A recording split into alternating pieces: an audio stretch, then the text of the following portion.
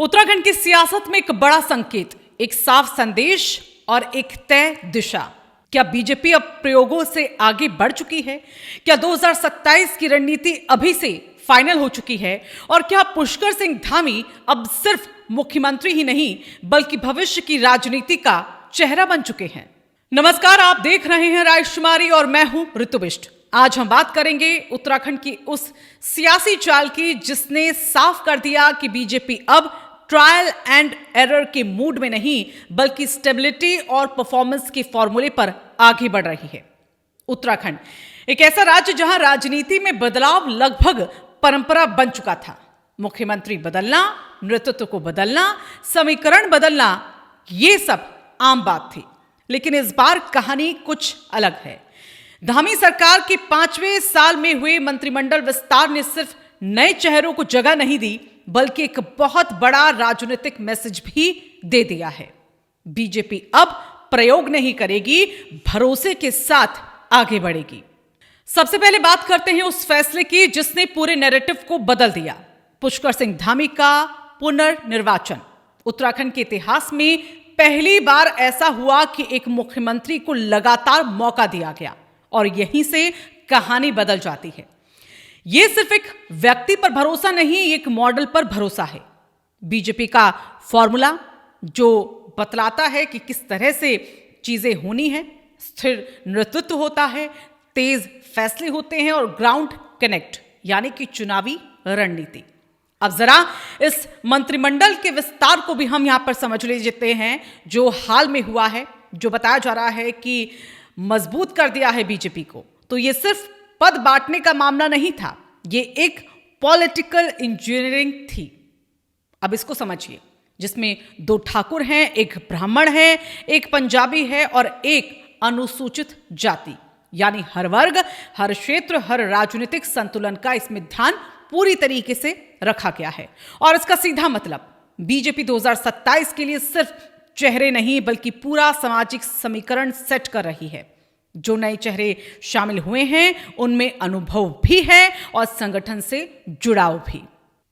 नाम है राम सिंह केड़ा, भीमताल से विधायक, खजान दास राजपुर रोड से, प्रदीप बत्रा रुड़की से हैं और भरत सिंह चौधरी रुद्रप्रयाग से विधायक है और मदन कौशिक हरिद्वार से। और ये जो हैं वो सिर्फ विधायक नहीं हैं, ये अपने अपने इलाकों में मजबूत पकड़ रखने वाले नेता हैं।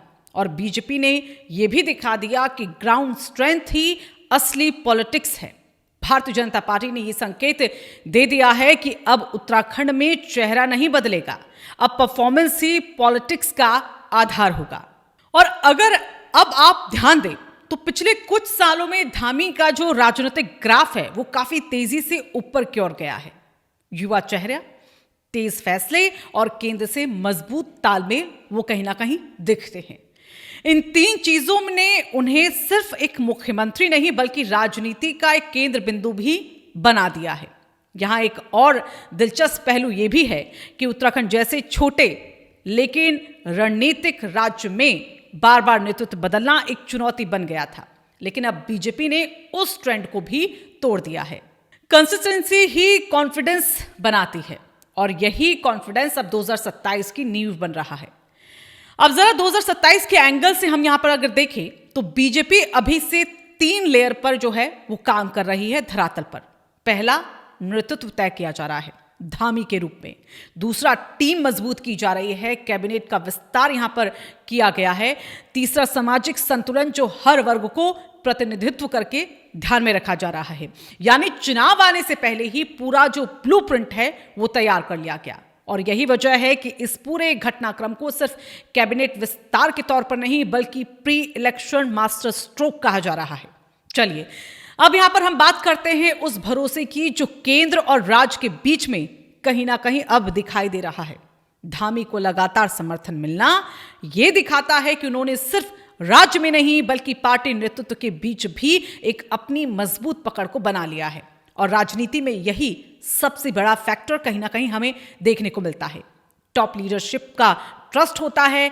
और इस पूरे घटनाक्रम का एक और बड़ा संदेश क्या है कि बीजेपी अब रिएक्टिव पॉलिटिक्स नहीं बल्कि प्रोएक्टिव पॉलिटिक्स कर रही है। यानी समस्याओं का इंतजार नहीं बल्कि पहले से तैयारी। और अगर इसे हम एक लाइन में यहां पर समझना चाहें तो ये समझते हैं कि उत्तराखंड की जो राजनीति है अब अस्थिरता से स्थिरता की ओर बढ़ चुकी है। अब सवाल यह भी है कि क्या ये रणनीति काम करेगी?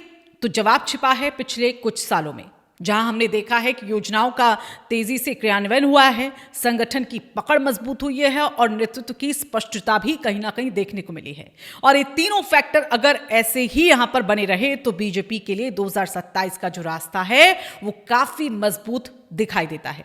और आखिर में यह कहना यहां पर गलत नहीं होगा कि पुष्कर सिंह धामी अब सिर्फ एक मुख्यमंत्री ही नहीं बल्कि उत्तराखंड की राजनीति के मुख्य चेहरा भी बन चुके हैं। और बीजेपी ने इसे साफ भी कर दिया, चेहरा वही रहेगा, रणनीति वही रहेगी और लक्ष्य 2027 की जीत का। तो क्या उत्तराखंड में अब प्रयोगों का दौर खत्म हो चुका है? क्या स्थिर नेतृत्व ही नई राजनीति की पहचान बनेगा और क्या धामी ही 2027 की असली गेम चेंजर साबित होंगे? आप क्या सोचते हैं? कमेंट करके हमें जरूर बताइएगा। और अगर आपको ये सियासी जो विश्लेषण है वो पसंद आया है तो आप इस वीडियो को लाइक करें, अपने दोस्तों परिवार के साथ इस वीडियो को शेयर भी करें और चैनल रायशुमारी को सब्सक्राइब करना ना भूलें।